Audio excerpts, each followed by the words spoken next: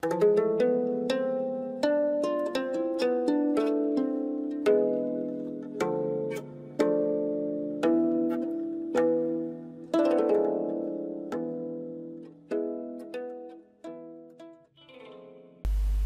selamat pagi, siang, sore, dan malam pemirsa Osaka Jasapa. Halo Gensi, semoga semua Anda baik-baik selalu. Saat ini kita akan mencoba melihat seperti apa fenomena budaya dan fenomena agama itu masuk ke dalam ruang dan waktu. Apakah Anda termasuk orang yang menyangka bahwa agama itu masuk lebih dulu dibandingkan dengan budaya? Kalau Anda merasa seperti itu, Gensi, utamanya ya, Anda keliru. Agama tidak masuk lebih dulu, tetapi budaya itu jauh lebih dulu.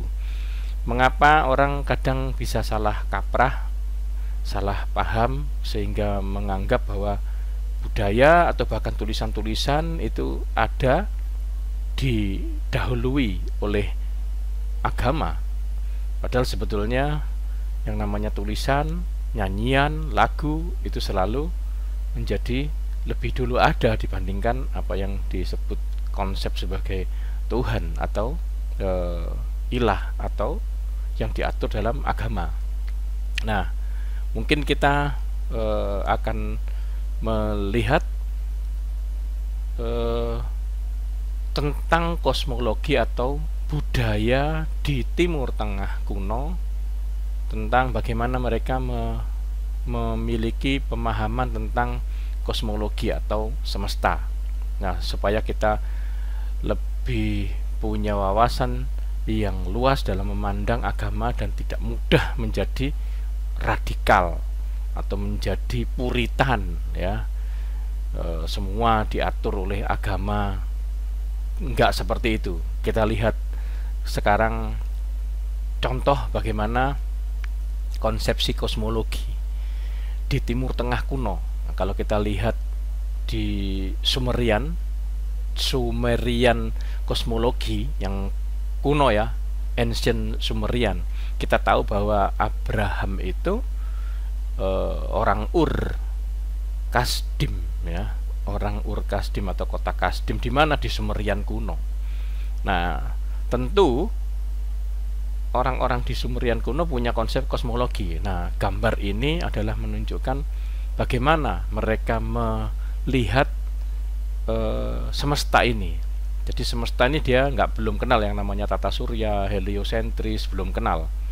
Mereka belum tahu juga kalau bumi itu bulat, belum tahu geosentris, ya. Kalau kita mau urutkan, setelah bumi berupa datar seperti ini, nanti agak maju lagi sedikit, ya, bumi bulat tapi masih menjadi pusat. Lebih maju lagi zamannya Kopernikus, bumi ternyata bukan pusat, pusatnya Helios atau Sol, ya, atau matahari, ya. Itu berkembang. Nah, kita lihat pada masa-masa Timur Tengah kuno seperti apa kosmologi mereka. Ternyata mereka lihat flat earth atau bumi yang datar dan bawahnya ada tiang penyangganya. Jadi batu, ya, jadi berupa padas gitu tetap, tapi dia sebagai penyangga dari daratan itu. Nah, ini yang disebut dengan tiang-tiang penyangga gitu, ya. Seperti itu. Kemudian air ada dua macam, air yang mengelilingi pelat daratan ini dan air yang di atas dari langit gitu, ya. Makanya mereka bilang ada langit yang di atas dan ada air yang di atas langit dan ada air yang di bawah langit. Jadi ada air yang di bawahnya, karena langit itu ini, ya, cakrawala ini tempatnya bintang-bintang menempel gitu, ya. Terus ini ada gambarnya orang-orang yang dewa-dewa gitu, ya. Dewa-dewa itu tempatnya di sini, di atasnya lapisan bintang-bintang seperti itu. Kemudian dewa yang paling penting itu dewa Ra. Bukan dewa Ra, kalau dewa Ra di Mesir. Ini dewa yang namanya Anu, ya, Heaven of the Elder Gods. Jadi surga Anu itu surga tempat dewa-dewa yang besar, itu dewa-dewa senior. Kalau dewa-dewa yang muda itu ada di bawahnya gitu. Jadi mereka melihat seperti itu. Sedangkan yang namanya irkala atau dunia kematian, dunia orang mati itu ada di bawah dari dasar atau landasan dari plat ini ya, dataran bumi ini, daratan ini. Di bawahnya ada plat, ada yang namanya irkala, itu tempatnya orang-orang yang meninggal gitu. Nah, mereka di sini ada 7 pintu untuk menuju ke irkala. Jadi dari ada pintunya gitu ya di bawah ini. Nah, coba kita lihat di sini ada air yang di atas ya, ada air yang di bawah dan bumi yang plat, terus ada dasarnya bumi. Ini yang Sumerian. Kita bergerak cepat ya. Kita sekarang ke yang di Timur Tengah, ada lagi yang Mesir kuno. Nah, ini. Coba lihat. Sama kan? Ini budaya ya. Ini budaya. Kita tidak ngomong soal agama. Kita ngomong budaya. Budaya orang saat itu menganggap bahwa sama kan, plat ini. Ini plat. Kemudian yang di atasnya ini juga berupa tempatnya dewa ya, Ra, ada air yang di atas itu ya, kemudian air yang di bawah ini. Di sini ada duat atau dunia orang mati di bawah bumi ini, di bawah plat ini. Jadi juga ada, tetap ada landasannya atau tiang penyangganya dari daratan ini. Itu yang Mesir. Sama ya, ada air di atas, ada air di bawah. Sekarang kita lihat ini yang berikutnya adalah yang punya Israel kuno ya. Israel kuno tentunya ini lebih mudah daripada Sumerian, karena Sumerian itu kan sudah lebih tua usianya, usia peradabannya, bahkan budayanya juga, jadi mereka lebih dulu gitu ya. Nah, kita lihat sekarang yang di Israel sama, ada air yang di atas ya, ada cakrawala, kemudian tempatnya bintang-bintang ya, tempatnya menerang, ada tingkap-tingkap langit. Tingkap itu jendela ya, ini tingkap-tingkap langit. Kemudian ini adalah plat ya, daratan. Kemudian ini dunia orang mati, Sheol. Ini adalah foundation of the earth atau tiang penyangga bumi ya, padas, yang berupa padas tapi ini tiang penyangga gitu. Ini dunia orang mati, Sheol. Di sini adalah dasar bumi, dasar daripada bumi, foundation daripada bumi. Sedangkan ini adalah dasar dari heaven atau dasar dari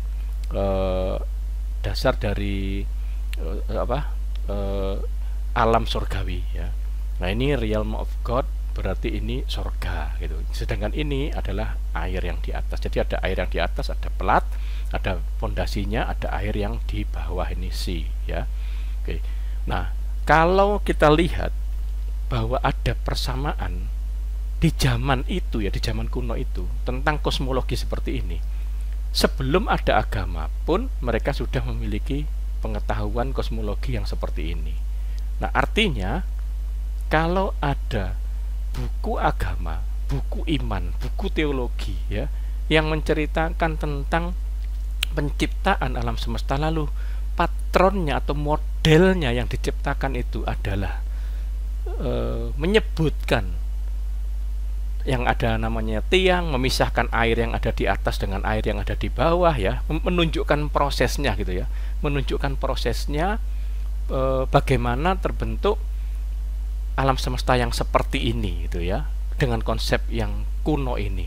Kalau ada yang menulis buku tentang teologi, tentang pengenalan akan Allah, kemudian dia menunjukkan prosesnya, oh ini prosesnya pertamanya itu sebelumnya masih itu berkecamuk, nggak ada bentuk, dipisahin daratan sama lautan gitu, terus habis itu langit, air yang di atas dipisahin sama air yang di bawah. Itu semua tentu berawal dari kosmologi yang sudah mapan saat itu. Kosmologi yang sudah mapan ya, yang jelas poin utamanya seperti tadi, air ada yang di atas, ada yang di bawah gitu ya. Kemudian dipisahin, jadi ada air yang di atas, ada air yang di bawah, bumi bentuknya plat, ada fondasinya, padas yang berupa fondasi atau tiang penyangga. Itu sudah dikenal jauh ribuan tahun sebelum orang menuliskan buku teologi, sudah dikenal ini gitu ya. Jadi seperti itu kita harusnya memandang gitu agama, supaya kita nggak kecegur atau masuk terperosok ke dalam radikalisme, atau maunya semua yang dia katakan Alkitab itu maunya semuanya itu seperti itu tanpa melihat konteksnya gitu, tanpa melihat bagaimana budaya saat itu kita akan terjebak, bahkan tersesat ya, dan salah luar biasa. Apalagi kalau kita sampai yang kenal namanya doktrin ya, doktrin mendoktrinasikan, membuat hukumannya, kalau orang itu nanti melawan kosmologi dikasih hukuman mati atau dan sebagainya, ya terlalu jauh melangkah, maka kita sama dengan orang buta gitu ya, berjalan dalam keadaan buta. Nah, ini contoh kosmologi ya, kosmologi. Kemudian kalau contoh bagaimana tentang seni, tentang nyanyian-nyanyian ya, tentang lagu, tentang itu sama juga gitu. Kalau ada orang yang merasa bahwa mengklaim bahwa lagu seperti ini lagu agama ini gitu ya. Contoh ya, misalkan ya, saya punya lagu yang mungkin kalau di nyanyikan itu seperti ini. Saya percepat sedikit supaya ya, misalkan ini kita bisa mendengarkan lagu ini. Mungkin kalau orang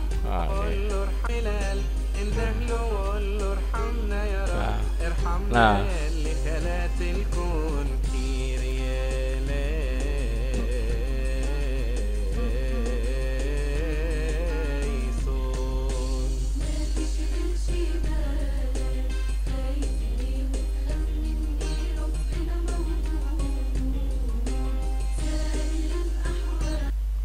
sekilas mungkin kalau orang yang kurang jauh mainnya merasa bahwa wah, ini lagu agama X misalkan ya, pasti ini lagu agama X, ini musiknya musik agama X.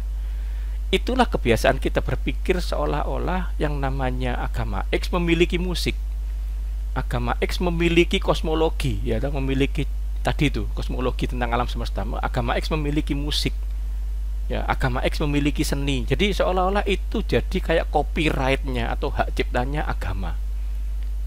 Coba kita lihat, kalau kita lihat video ini,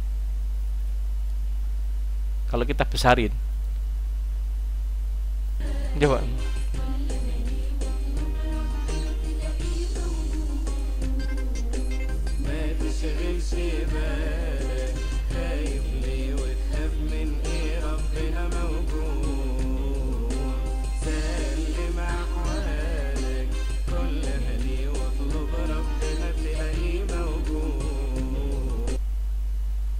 artinya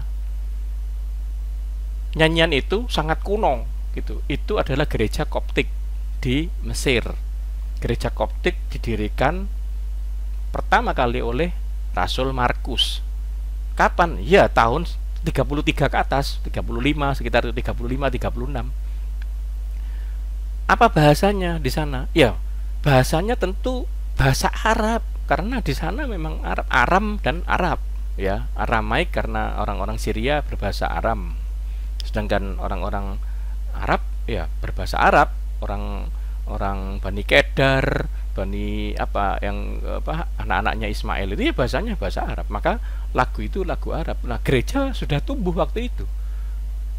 Nah, lagu-lagu yang kuno seperti itu iramanya tentu pakai irama pentatonik ya. Pentatonik itu yang bunyinya seperti itu.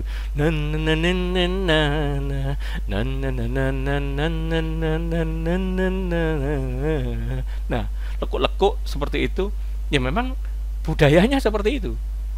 Apakah sudah ada agama X, agama yang baru misalkan? Ya belum. Ya baru Kristen, baru gereja itu. Lagu-lagunya ya lagu-lagu itu jauh lebih awal daripada agama. Agama mungkin membuat teologi atau buku tentang teologi ya, buku tentang iman, buku suci gitu ya.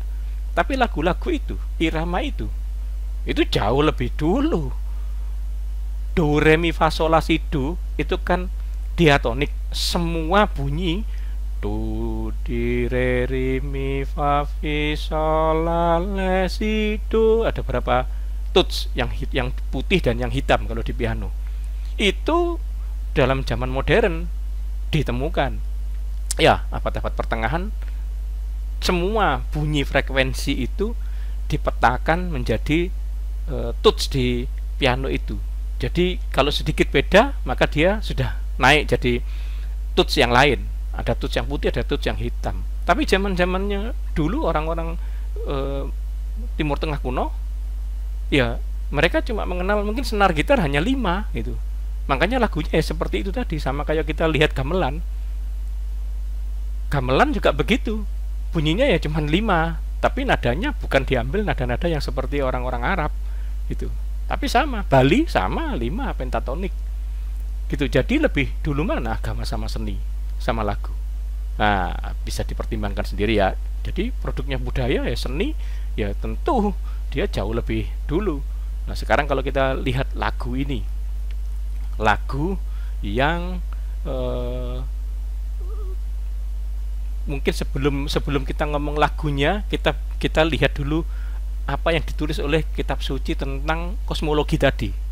Di kosmologi tadi, kalau kita lihat di sini, di Mazmur ya, kita ambil contoh aja, saya ambil contoh aja Mazmur 104 ya.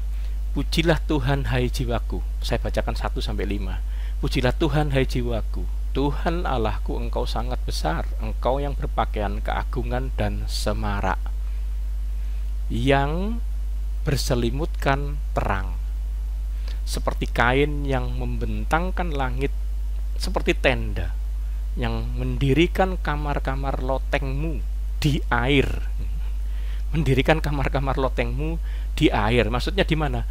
Kamar-kamar lotengmu di air, di yang di atas tadi. Di sini ada tingkap-tingkap langit dan ada kamar-kamar yang di tempat ilahi. Nah ini rakia firmament ya, atau rakia atau firmament cakrawala. Di sini ada tingkap-tingkap jendela-jendela. Disinilah kamar-kamar. Di sini ditempatkan tempat realm of God. Jadi tempatnya Tuhan. Nah, di sini kalau kita melihat, begitu muncul di Mazmur ini, Mazmur digubah, yaitu nyanyian ya, dikarang. Ngarang tentunya kan tidak bisa kesurupan. Oh, kesurupan dulu baru bisa ngarang lagu, ya enggak. Ngarang itu apa yang dilihat, apa yang jadi konsepsi di pikirannya dia.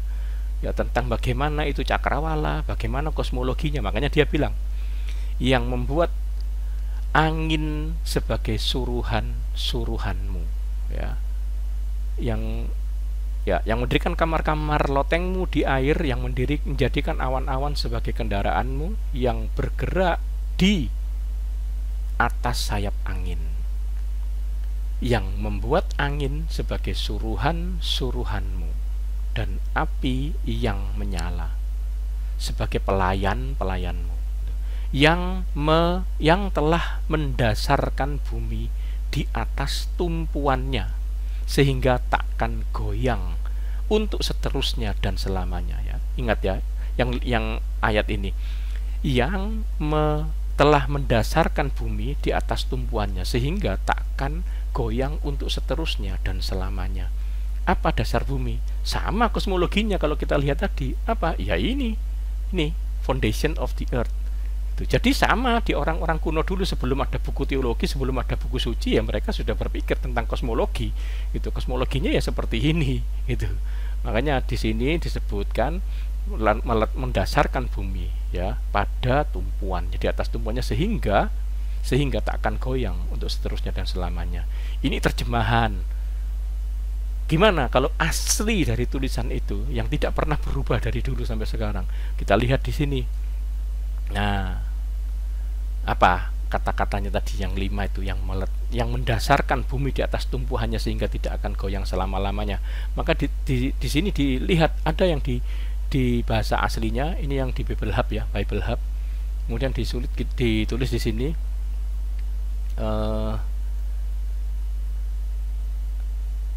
ya, ditulis di sini. Bentar.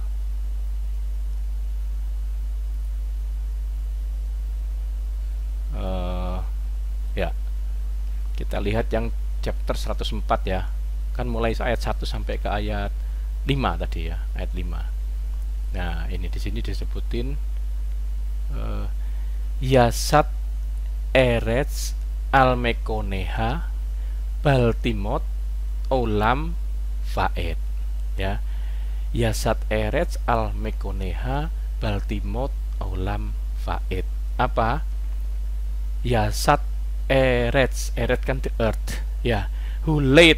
Jadi Yasat itu yang meletakkan, Yasat menaruh gitu, bumi ya, Al-mekoneha upon the foundation. Mekoneha berarti dasarnya bumi, tiang penyangganya bumi, ya kan? Itu supaya sehingga dia tidak akan goyang selama-lamanya. Baltimut olam waid, olam waid, atau selama-lamanya, kekal selama-lamanya, karena supaya dia tidak supaya dia tidak bergerak, supaya dia tidak goyah sampai selama-lamanya. Kenapa dia nyebut? Ya karena tadi itu kosmologinya seperti itu, ada tiangnya. Jadi duluan mana? Gensi, agama, atau budaya? Lagu, nyanyian, titian nada, diatonik atau pentatonik, atau agama, atau buku suci. Jadi budaya lebih dulu ada. Nah, di akhir ini mari kita nikmati lagu dari Mazmur 104 yang dinyanyikan dengan bahasa aslinya, dengan irama yang kuno.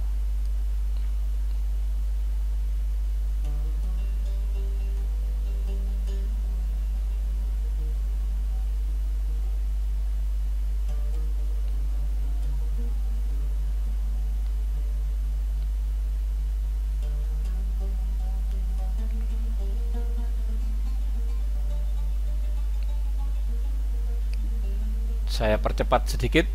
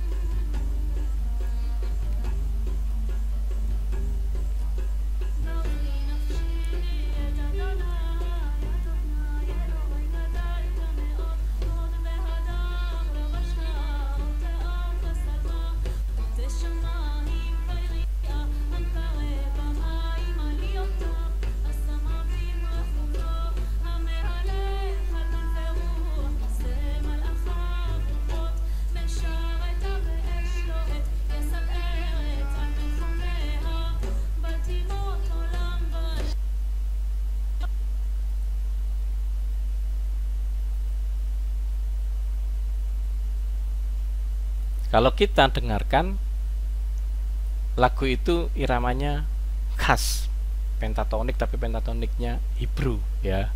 Beda dengan yang Arab tadi. Yang Arab tadi yang di gereja Koptik di Mesir, ya, beda kan?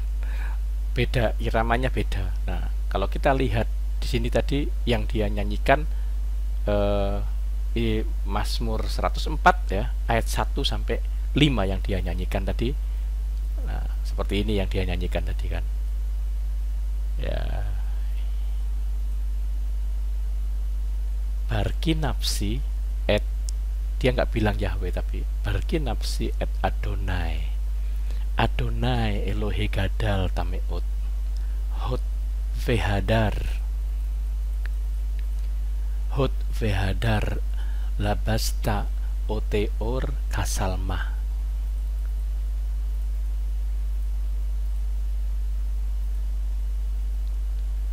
Notia mayim kairiah hamkare bamayim